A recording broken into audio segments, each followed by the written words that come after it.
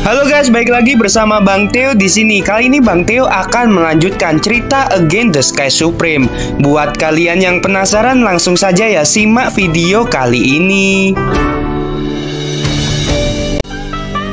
Tanyun tersenyum dan menatap Tang Taizongde. Bawakan slip batu giok kosong. Tang Taizongde segera mengeluarkan slip batu giok kosong dari cincin Qiang Kun dan memberikannya kepada Tanyun. Tanyun mengambil slip batu giok, meninggalkan deretan tulisan tangan yang padat di slip batu giok. Setelah beberapa napas, Tanyun memulihkan indera spiritualnya dan menyerahkan slip batu giok kepada Tang Taizongde. Tang Taizongde tidak melihat apa yang dilakukan Tanyun. Jadi dia menganggap slip batu giok itu sebagai harta karun dan dengan cepat menerima cincin Qiang Kun. Tindakan itu mengandung kegembiraan. Apakah kamu tidak mengeceknya? Kata Tanyun. Wajah Tang Taizongde memerah dan dia berkata dengan malu, junior mempercayai senior dan junior juga tidak dapat memahami setelah membacanya. Lebih baik menyerahkannya kepada orang di kantor pusat pelelangan Huangfu untuk mengidentifikasi. Baiklah, Tanyun dengan serius berkata, jangan lupakan perjanjian kita sebelumnya. Tang Taizongde mengerti. Senior jangan khawatir mengenai resep pil obat yang Anda berikan. Hanya markas pusat pelelangan Huangfu yang mengetahuinya. Tidak akan ada orang lain yang mengetahuinya. Baiklah, Tanyun mengangguk puas dan segera mengangkat alisnya. Oh ya, apakah kamu tahu siapa orang yang mendirikan rumah lelang Zubao?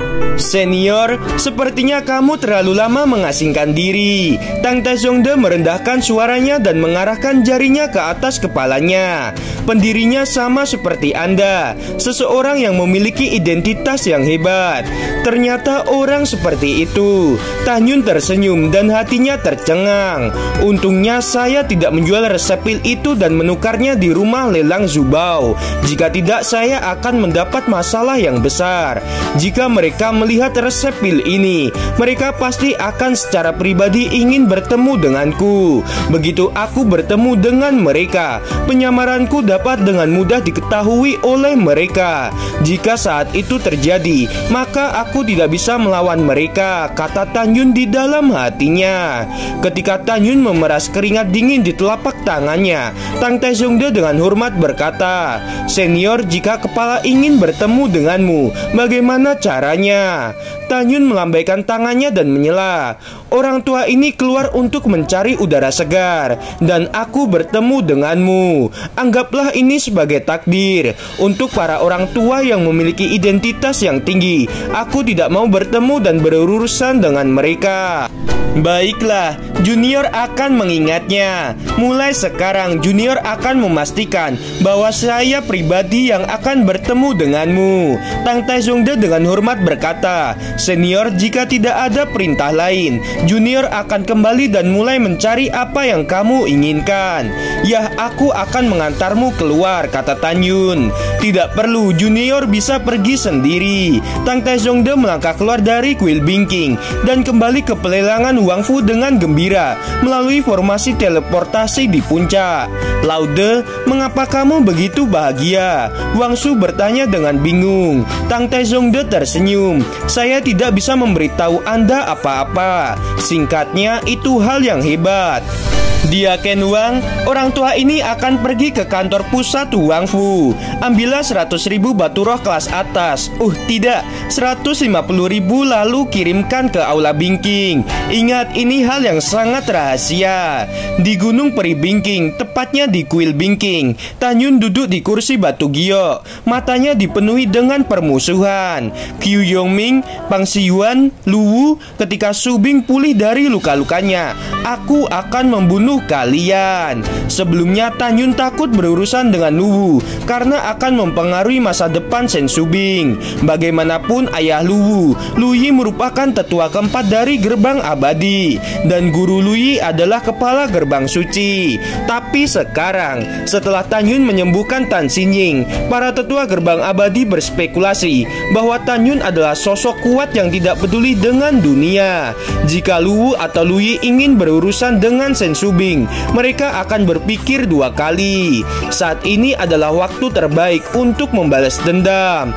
Tan Yun juga memikirkan masalah mengenai dia mempermalukan tetua kedua gerbang suci dan menyelamatkan Tan Xinjing. Tan Yun khawatir hal itu sudah didengar oleh semua tetua, termasuk kepala gerbang suci dan tetua kedua gerbang suci. Tan Yun berharap jika mereka menganggap dirinya sebagai orang kuat yang telah lama mengasingkan diri, sehingga mereka akan takut untuk pergi ke Gunung Abadi Bingking. Faktanya memang demikian. Setelah Tan Yun membawa Tan Xinjing pergi dari Gunung Abadi Tangzhun, Lu Yi pergi ke gurunya melalui formasi teleportasi dan dengan marah memberitahu gurunya apa yang telah dilakukan Tan Yun. Guru Lu Yi bernama Gongsun Yangchun. Setelah Gongsun Yangchun mendengar hal ini, ekspresinya sangat serius dan dia menyimpulkan bahwa Tan Yun adalah monster tua dari Huang Fu Shenzong dan memerintahkan Lu Yi untuk menetap di gerbang abadi untuk sementara waktu. Jadi Lu Yi kembali ke gerbang abadi dengan wajah cemberut, melampiaskan ketidakpuasannya dengan keras. Melihat Tan Xinjing tidak jadi meninggal, menyebabkan Lu Yi kehilangan posisi menjadi calon kepala pil selanjutnya. Sesaat kemudian, Wang Shu datang ke Aula Bingking dengan cincin alam semesta yang berisi 150.000 batu roh kelas atas dan menyerahkannya kepada Tan Yun dengan hormat. Setelah Wang Shu pergi, Tan Yun memasuki cincin semesta. Ketika dia menemukan bahwa batu spiritual kelas atas bukan berjumlah 100.000, tetapi 150.000, dia berpikir bahwa kesetiaan Tang Taizongde sangat dalam. Senior, junior ini membawa Nanggong Rusue. Pada saat ini suara hormat terdengar dari telinganya, dan Tan Yun melihat ke samping ke arah Shen Wende. Di belakangnya Nanggong Rusue mengikuti Shen Wende. Rusue, segera temui guru besar. Shen Wende buru-buru berkata kepada Nanggong Rusue. Murid bertemu dengan guru besar. Dengan senyum yang manis, Nanggong Rusue berlutut di depan Tan Yun dan berkata, "Saya berharap guru mendapatkan berkah yang luar biasa dan memiliki umur yang panjang." "Baiklah, cepat bangun," kata Tan Yun dengan suara tuanya. "Guru tidak memiliki hadiah pertemuan. Ambil saja batu spiritual yang luar biasa ini." Tan Yun melambaikan tangan kanannya dan di antara jari-jarinya cincin semesta bersinar. Potongan-potongan batu roh kelas atas menumpuk tinggi di depan mereka. Nanggong Rusue adalah putri kecil dari dinasti suci Nanggong, dan dia tidak peduli berapa banyak batu roh yang diberikan. Yang dia pedulikan adalah hadiah dari gurunya. Guru sangat murah hati. Nanggong Rusue tersenyum dan bersujud lagi. Setelah itu dia bangkit dan dengan senang hati menyimpan 10.000 batu roh kelas atas. "Rusue, Subing ada di kamar. Naik dan cuci tubuhnya. Apakah kamu membawa obat luar?" "Guru penatua ke-6 telah memberikan obat luar kepada murid," jawab Nanggong Rusue. Tan Yun mengangguk. "Pergilah." "Baik guru." Setelah Nanggong Rusue menjawab, dia pergi ke kamar kerja Shen Subing di lantai kedua, mulai merebus air, melepaskan rok panjang Shen Subing dan membasuh bekas luka di tubuh Subing. 5 jam kemudian, ketika malam tiba, Shen Qingfeng kembali ke Aula Bingking dengan ramuan. Pada saat ini, Nanggong Rusue telah mengoleskan obat pada Shen Subing setelah mencuci tubuhnya. Kemudian Tan Yun menyuruh Nanggong Rusue untuk merebus air terlebih dahulu, lalu membakar ramuan tingkat 3, yaitu 100 jiwa herbal di air mendidih selama 7 hari 7 malam. Kemudian tuangkan obat cair ke dalam bak mandi Tan Xinjing dan biarkan Tan Xinjing berendam selama 1 bulan. Setelah 1 bulan, masukkan obat mujarab tingkat 5 lainnya, 30 rumput tonik darah yang dalam. Rebus dalam air mendidih selama 10 hari 10 malam. Biarkan Tan Xinjing berendam selama 1,5 bulan. Terakhir, masukkan ramuan tingkat ke-6, rumput yang, rumput ying, dan pohon anggur kebangkitan, masing-masing dari mereka 3 biji. Rebus dalam air mendidih selama setengah bulan. Kemudian biarkan Tan Xinjing berendam sampai 3 jiwa dan 7 jiwanya menjadi sembuh. Setelah Nanggong Rusue mengingatnya, dia langsung mengerjakannya. Waktu berlalu 1 bulan kemudian. Di rumah Gunung Lu Daoxian, "Saudara Pang, apa yang kamu bicarakan?" Lu Wu bangun dari sofa dan muncul di depan Pang Xiyuan dengan ekspresi tidak percaya. "Apakah kamu yakin tidak salah melihat. Saudara Lu, aku yakin Sen Subing benar-benar tidak mati. Wajah Pang Siwan menjadi pucat. Baru 2 jam yang lalu, ketika saya melewati Gunung Abadi Bingking, saya melihat Sen Subing menyaksikan matahari terbenam di puncak gunung. Tampaknya dalam suasana hati yang baik. Pada saat yang sama, di puncak Gunung Peri Bingking, cahaya bulan yang terang menyinari tubuh Sen Subing. Dia menoleh sedikit, menatap Tanyun dan giginya terbuka dengan ringan. Guru, kamu pernah berkata bahwa kamu bukan dari dunia ini. Jadi dari mana kamu berasal? Mendengar ini, Tanyun menatap langit berbintang. Ada beberapa hal yang akan guru beritahu padamu mulai sekarang, tetapi ini bukan waktunya untuk mengatakannya. Baiklah, murid akan mengingatnya. Sen Subing tersenyum dan berlutut di depan Tanyun. Guru, murid baru saja sembuh dari sakit. Murid belum secara resmi mengucapkan terima kasih kepada guru. Terima kasih guru atas kebaikanmu pada murid ini. Tanyun tersenyum. Bangun, aku akan memberimu hadiah hari ini. Baiklah, mata Sen Subing dipenuhi dengan kebahagiaan. Tanyun membalik tangan kanannya dan menyerahkan cincin Kiangkun kepada Sen Subing. Setelah Sen Subing mengambilnya, dia sibuk memanipulasi kesadaran spiritual ke dalamnya. 100.000 batu spiritual tingkat atas. 100.000 batu spiritual kelas atas setara dengan 100 miliar batu spiritual kelas rendah. Terima kasih guru. Guru tahu jika murid ini sedang kesulitan dalam batu spiritual. Sen Subing bangkit dengan gembira, seperti seorang gadis remaja. Guru sangat baik kepada murid ini. Sen Subing berkata dengan gembira. Bodoh, kamu adalah muridku, jadi tentu saja aku baik padamu, kata Tanyun dengan serius. Apakah kamu ingin menjadi murid langsung dari guru ini? Tubuh Sen Subing gemetar dan segera berlutut dan bersujud. Murid bersedia, sangat bersedia. Kegembiraan memenuhi hati Sen Subing. Dia merasa bahwa kebahagiaan datang terlalu tiba-tiba. Dia tidak menyangka bahwa setelah lebih dari setahun dia bisa menjadi murid langsung. Sen Subing bersujud kepada Tanyun 3 kali berturut-turut. Sebagai seorang guru, aku tidak punya banyak hal untuk diberikan kepadamu. Tanyun berpikir sedikit. Sebagai seorang guru, aku ingat kamu mengatakan bahwa kultivasi ayahmu telah dihapus dan menjadi seorang pria tanpa kekuatan untuk balas dendam. Baiklah, ketika Tan Xinjing pulih dan pergi dari sini, kamu antarkan guru ini ke rumahmu untuk melihat luka ayahmu. Sebagai seorang guru, seharusnya aku membantu ayahmu menjadi kultivator lagi. Mendengar ini, Sen Subing yang sedang berlutut tiba-tiba mengangkat kepalanya. Tubuhnya yang halus bergetar hebat karena kegembiraan, dan air mata menetes saat dia berbicara. Guru, apakah ini kenyataan? Tentu saja, Tanyun berkata dengan angkuh. Tidak peduli apa yang ayahmu derita, guru akan membuatnya bisa berlatih kembali. Sen Subing bersujud dan berkata, terima kasih guru. Pada saat ini, Sen Subing sangat bahagia di dalam hatinya. Selain mengucapkan terima kasih, dia benar-benar tidak tahu harus berkata apa lagi. Tubuhmu baru saja pulih, jangan berlutut di tempat yang dingin.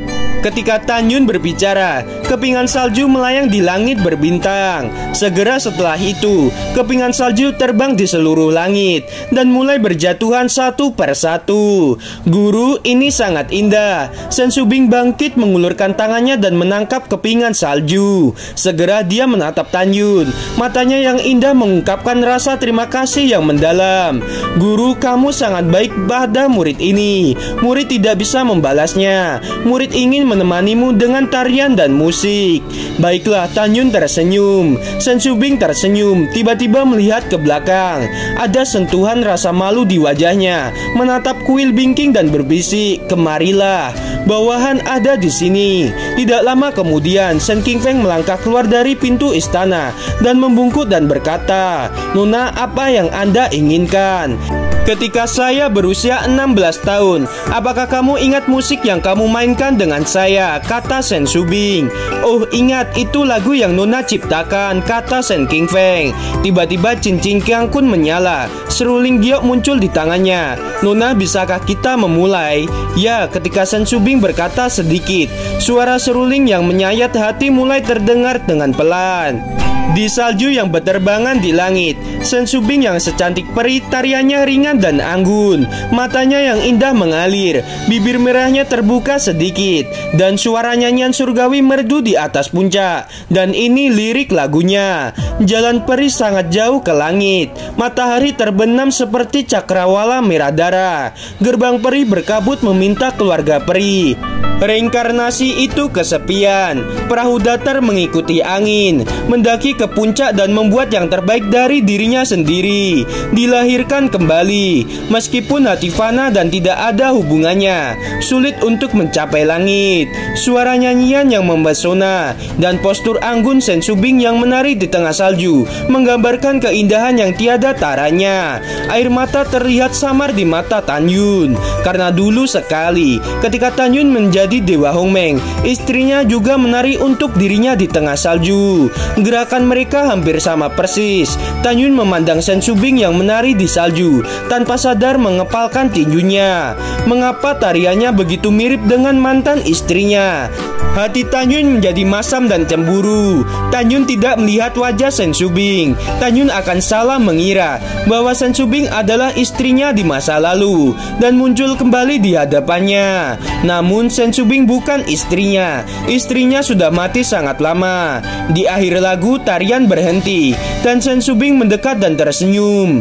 Guru, bagaimana menurutmu? Apakah bagus atau tidak? Ini pertama kalinya murid ini menari untuk seorang pria. Di bawah jubah dingin napas kura-kura, Tan Yun sedikit menangis dan dia tersenyum dan berkata, "Ini indah, sangat indah."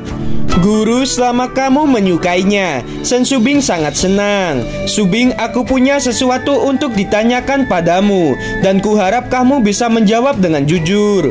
Guru, katakan padaku. Tan Yun menarik napas dalam-dalam dan berkata, apakah kamu mengarang lirik lagu dan tarian ini?